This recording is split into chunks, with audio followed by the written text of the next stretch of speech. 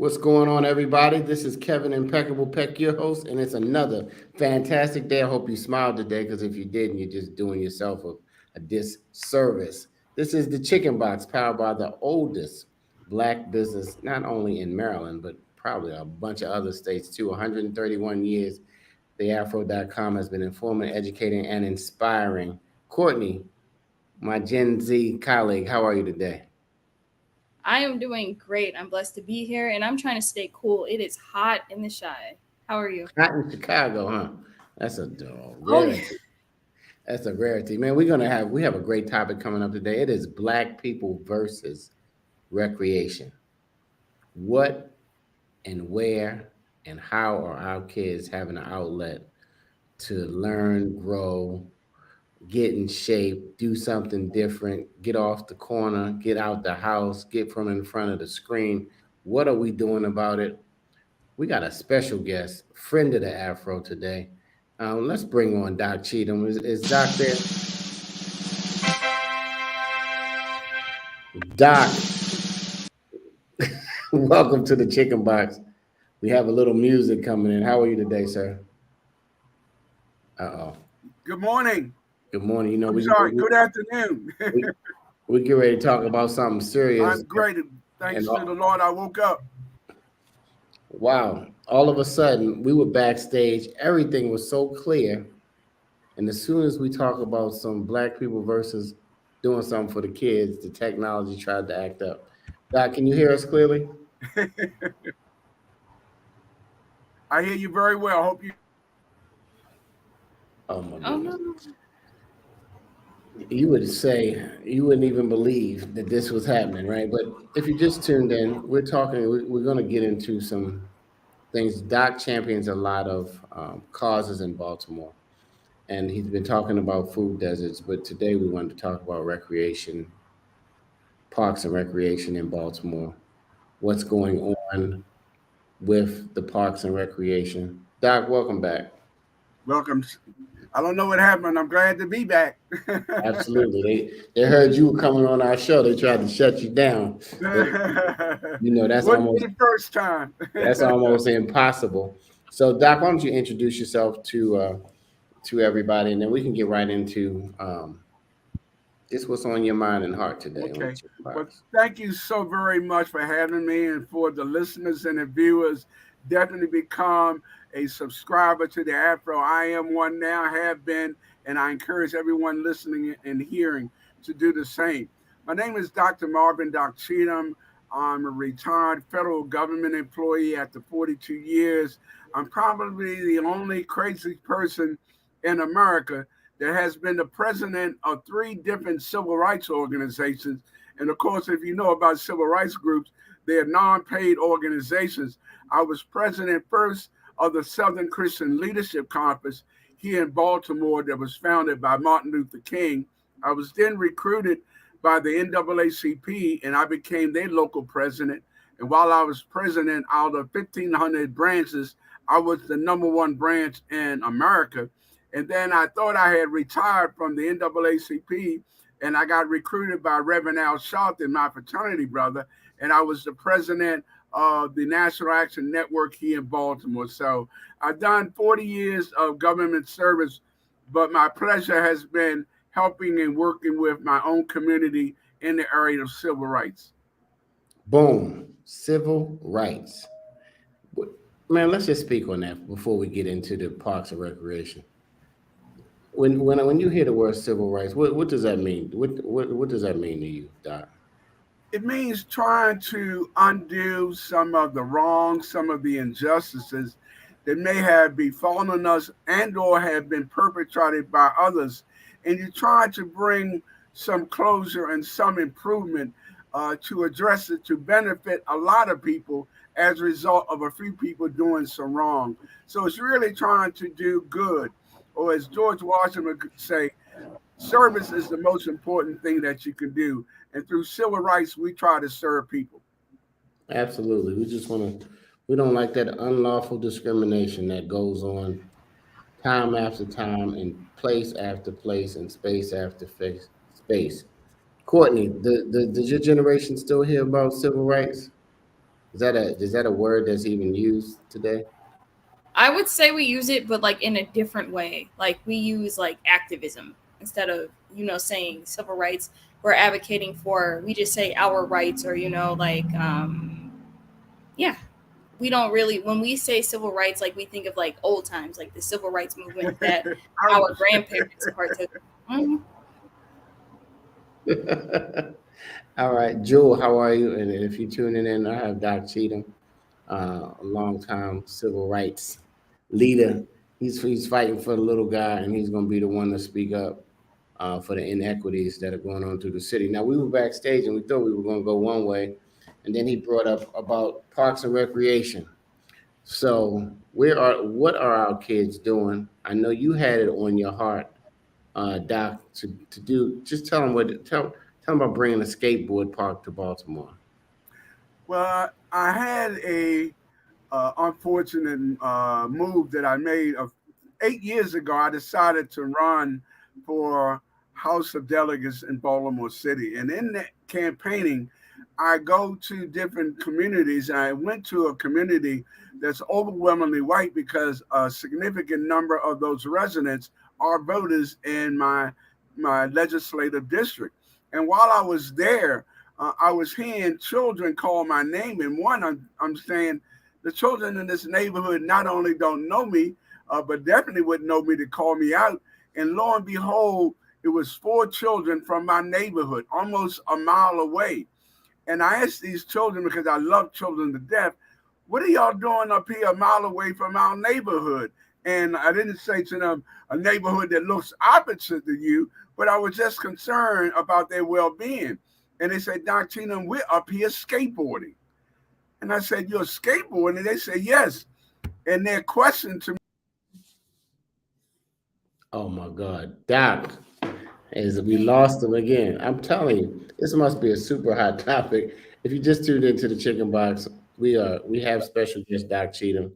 Knowing him, you're not going to be able to shut him down. He will be logging in from a watch or something. He's coming back. But we're talking about the inequities in parks and recreation, civil rights. He's been a long time civil rights leader, talking about food deserts. But today, he was just letting us know, telling us a story about he's going to get the skateboard parks and trying to get one in the Baltimore area.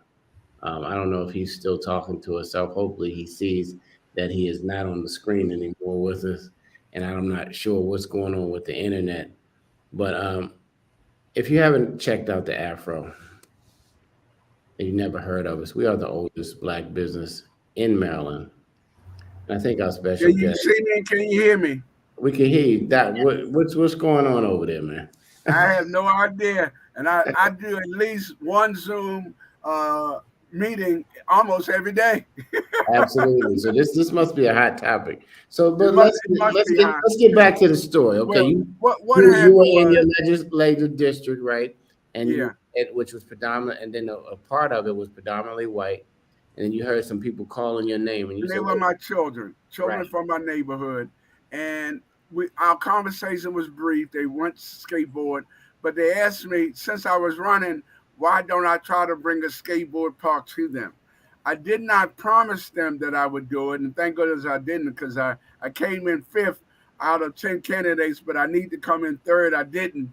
But I said to them, I will try to do as much as I can to bring a skateboard park to our community. And since that time, I've been fighting to get a skateboard park in a predominantly black neighborhood, which is Matthew Henson, which is the largest density community of people in Baltimore City, not just black or white. I had the largest community. what And what part of the city are you in, Doc?" I'm in West Baltimore, better known as the Wild Wild West. We call it Wild Wild West because for 7 out of 8 years, we've had 50 homicides a year. Hmm. I'm happy to say this year we implemented our own crime plan. We are at zero. We've had zero homicides, and that's because the city didn't help us. We created our own. But to make a long story short, I worked with. I reached out to a young lady named Stephanie Murdoch. She built a skateboard park in Hamden, and we decided to bring two totally diverse communities together to try to build another skateboard park. We did that for about 3.5 years. We end up introducing legislation into the Board of Estimates for Baltimore City on two occasions. They voted for the improvement, the improvement, and the okay for the over $500,000 that was needed to build the skateboard park. Last year, we were anxiously waiting for the Bureau of Recreation and Parks to tell us when was the groundbreaking because people were excited. We had advertised, we had shown a big screen TV showing what it looks like the skateboard, and the fact that we knew it would be excitement if our black kids, predominantly in a predominantly black neighborhood, would see skateboarding because it would give them another outreach of what they can do rather than being in the street. And sadly enough, uh, we end up getting a call from Mr. Moore, who is the director of Recreation and Parks, and told us we got to come to an emergency meeting. Now, this is December. The meeting was not scheduled till June. When we get to the meeting in June, he tells us in 2 minutes that the skateboard initiative was no longer going to move on. Mind you, the Board of Estimates had approved it twice. We were waiting to dig ground.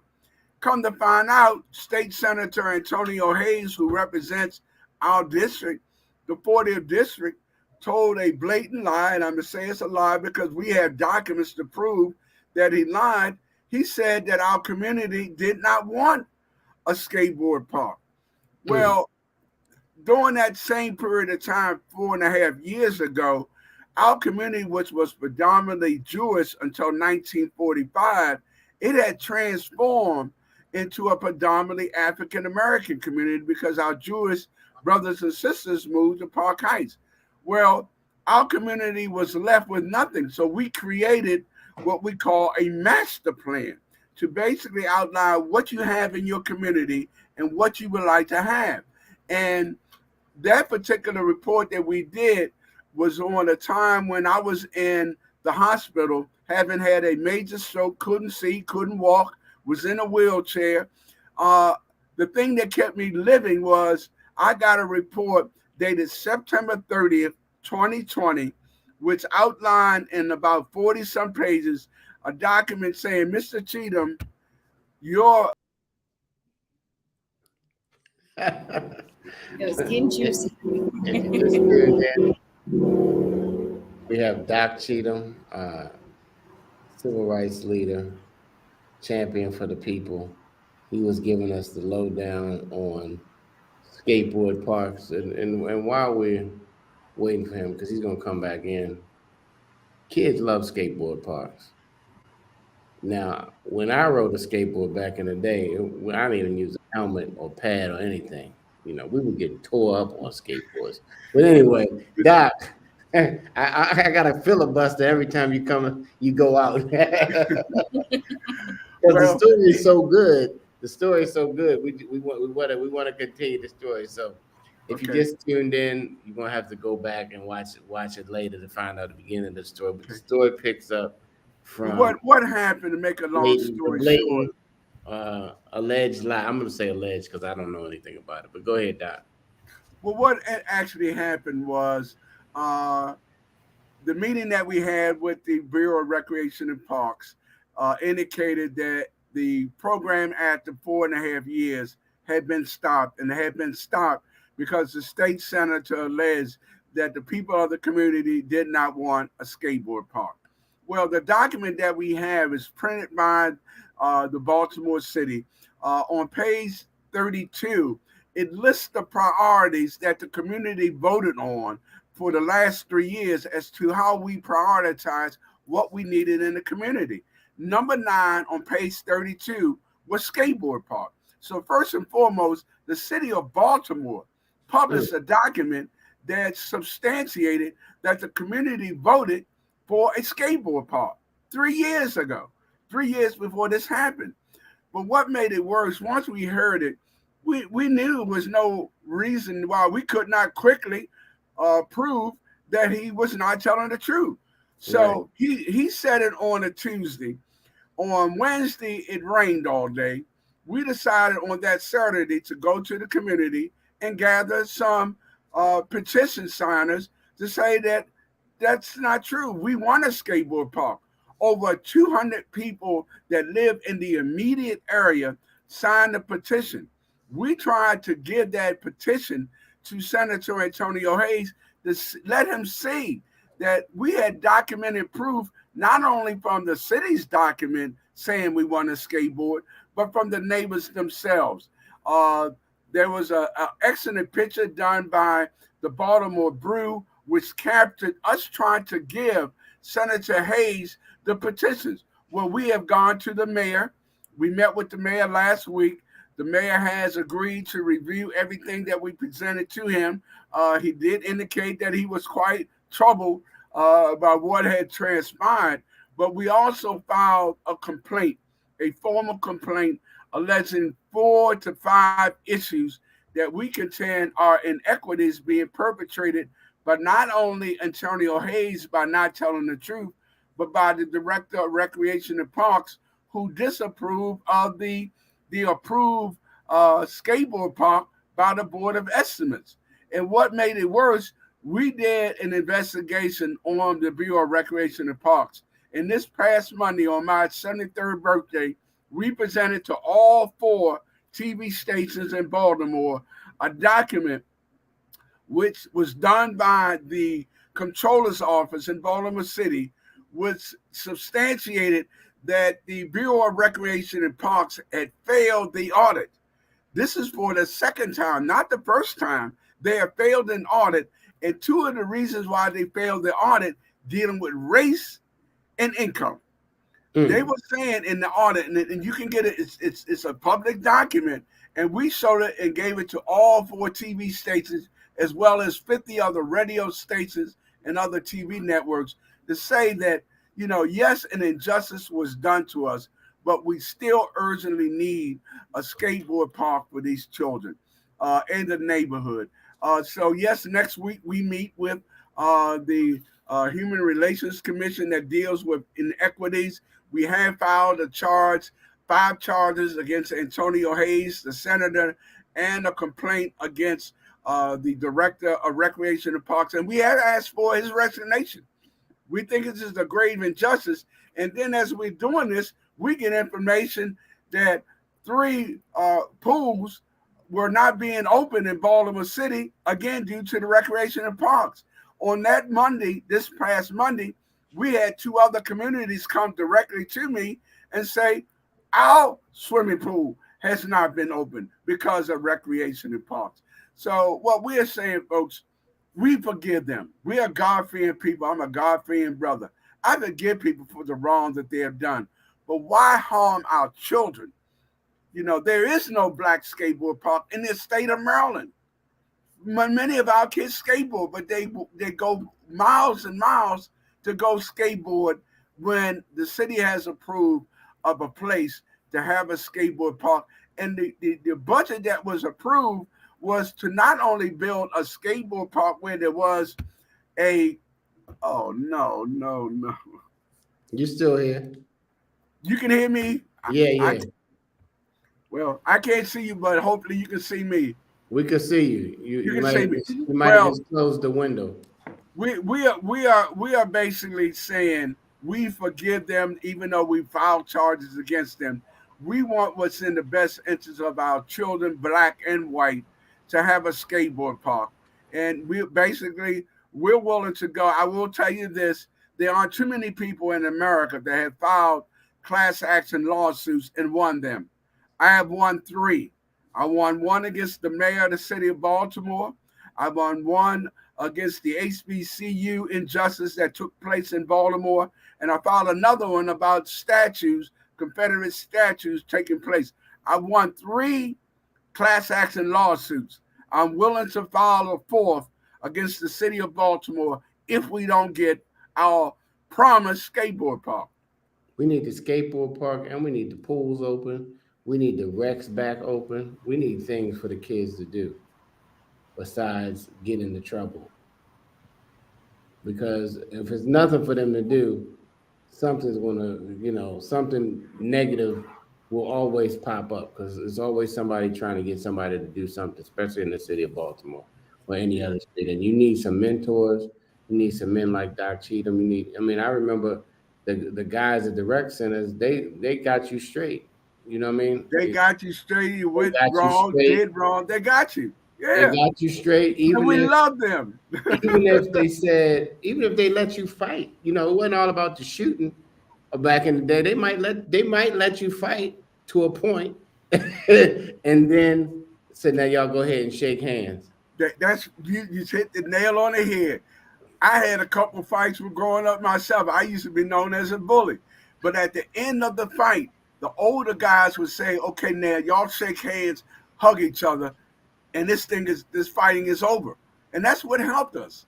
And I'm just saying our kids deserve more and better. And it's sad because we have two black men who are fighting the skateboard punk. But everyone with my skin ain't my kin. That's unbelievable. What do you fight? First of all, you agreed to it already. I don't know how you agree and then you change it. You change it based on saying that it's no interest by the community when it's already been voted on. So I guess Voted on, documented. That's your case already. Yeah. So I was looking up because when you got on, I didn't know what we were going to talk about. But you said skate. It was I just read some 6 reasons to take your kids to the skateboard park. First of all, it's not just skateboarding. They freestyle BMX. They got scooters freestyling. They got other things. It says it helps your kids be more physically active. Everybody, the obesity of some of these kids, they're not moving at all. They're not getting any exercise. Maybe gym once a week. I don't know what the gym schedule is if they even got that anymore. It says it's the best way to build resilience, persistence, and self-confidence. Gets kids to think different and creatively through a sport. It teaches them how to limit their fails, and their risks, because you are going to fall if you're on a skateboard, but to do it safely with the pads and the helmet and those other things. And it's fun. Kids love. I'm back and forth between Baltimore and Atlanta, and there's something called the Beltline in Atlanta. It is a huge skateboard park, and it is packed with kids of all colors on bikes, scooters, skateboards. They flip and they doing whatever they're doing. That they having a ball. They're making relationships. They're making new friends, and I'm all for it. I'm from West Baltimore, so I'm all for the skateboard park, and I can't even believe it. Well, 2 years ago, we brought what was called a pump track. A pump track is like a miniature skateboard. And we brought that to the location, Easterwood Park, to just let the children see. And you wouldn't believe it. We had to beg the children to leave because it was getting dark. They were on bicycles, skateboards, motorbikes. They invented their own type of recreation because they saw an opportunity for them to do something. And, there's nothing more important from my vantage point than our children.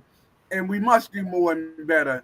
And we're just hoping and praying that people hear this, see this, and will join us. And just call Senator Hayes and say, Senator Hayes, they documented that they want a skateboard park. We forgive you. Help get the skateboard park built. There is no black skateboarding park in the state of Maryland.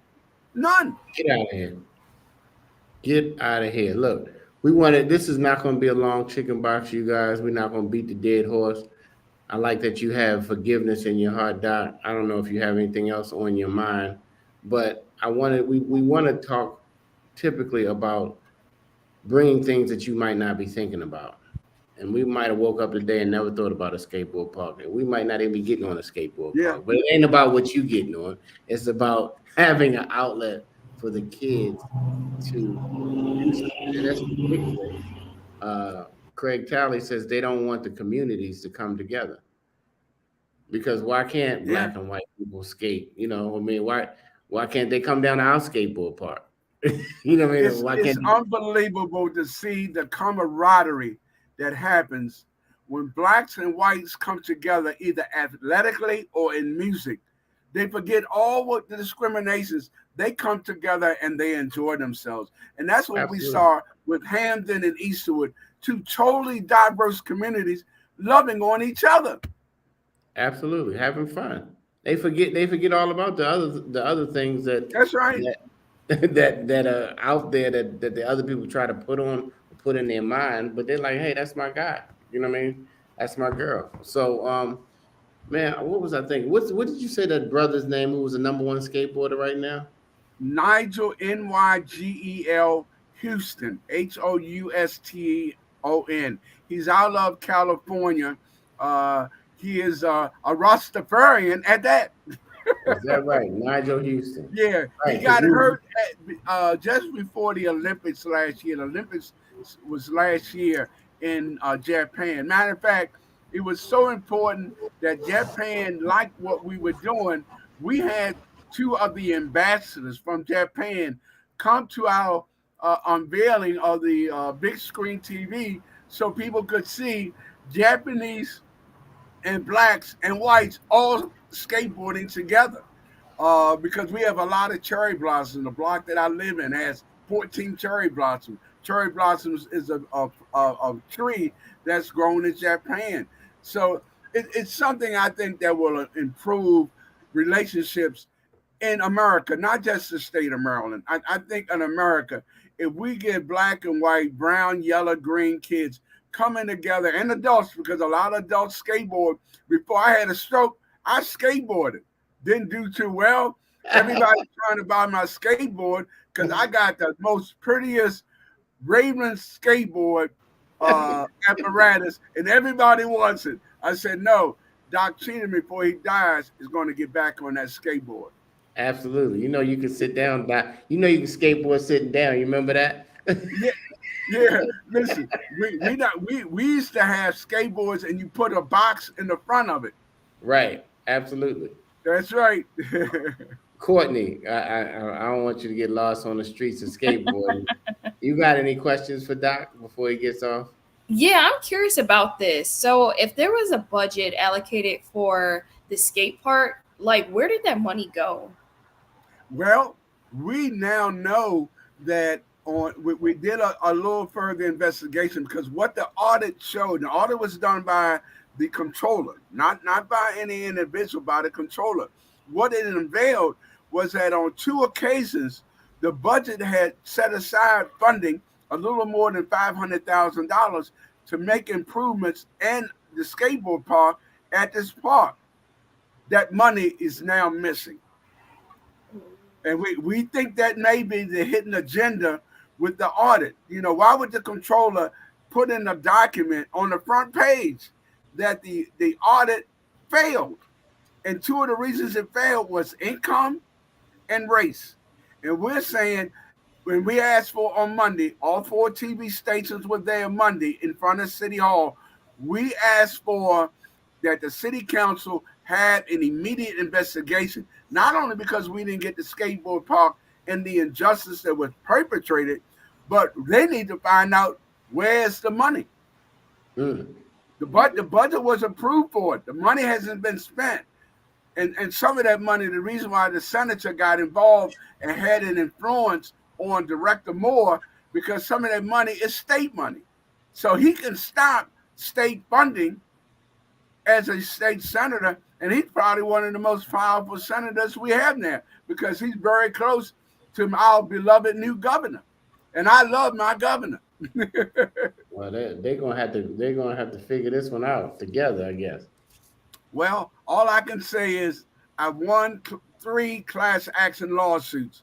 I really don't want to go through. Well, we don't. I mean, listen, you guys need to get in the room together and figure it That's out. all we need. Sit down, close the doors, lock the doors, and don't come out till we come with a resolution. That's what men and women do.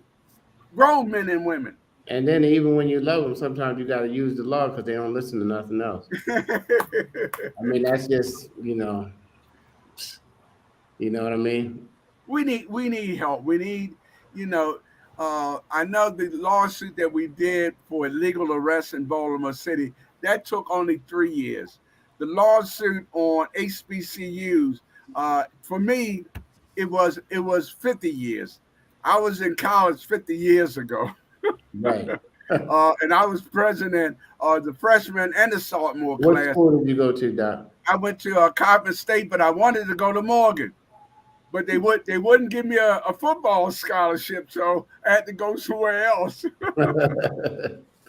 Absolutely. But the Afro folks that are listening and hearing this, please subscribe to the Afro. There is so much information there. You would not have heard or seen this program about skateboarding if it wasn't for the Afro.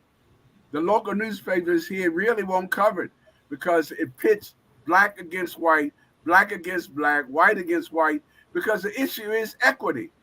This is not an equitable issue not to give us money for skateboarding. That's Courtney's motorcycle, I think. Motorcycle.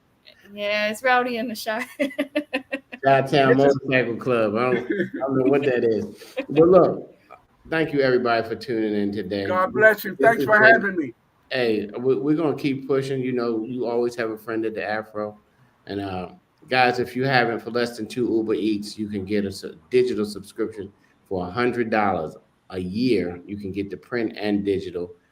I mean, I have clippings. My grandmother, I went through her stuff when she passed away. She had so many cutouts of the Afro everywhere in plastic. Just some things you want to frame. We're launching a new digital billboard network, Doc, that's going to be coming around the city, where the news will be digitally in different establishments around the city. And one of the people whose establishment we went to had a plaque of a story that we did on him back in 2007 in the Afro. So the Afro has some gem and golden moments. And thank you always for being there for us. We don't take it lightly that we were the oldest black business in Maryland. We want to keep leading the way and keep pulling other black businesses so that our community can grow stronger. But we got, like you said, when you put your own plan in Baltimore, West Baltimore, together, that made a difference. From 50 shootings a year to 0 on the crime. That's amazing. We got, people. Nobody's coming to save us. Nobody is coming to save us. So if we don't get it together and stick together, Antonio, make this skateboard park happen. Anyway, I'll talk to you offline, Doc. Thank you everybody for tuning in. Thank you everybody who's listening, either on the replay. We appreciate you. And remember, call a senior. Call a senior today. They're lonely. Some of them they're looking to hear from you. Don't text them. They love just to hear your voice, or even FaceTime. And take some time. Don't get impatient with them if they don't know how to work something. If they got a smartphone, help them work it. And they'll be like, I didn't know that could do that, and that can make a day. You can teach a senior one tech tip a week, and they'll be happy. Show them how to play one of their favorite games. But until next week, God willing, we look forward to being here for you. And thank you for tuning into the Chicken Box. Doc, thank you very much. Thank you. Thank you. Thank you, everyone. Thank you. Bye-bye, everyone.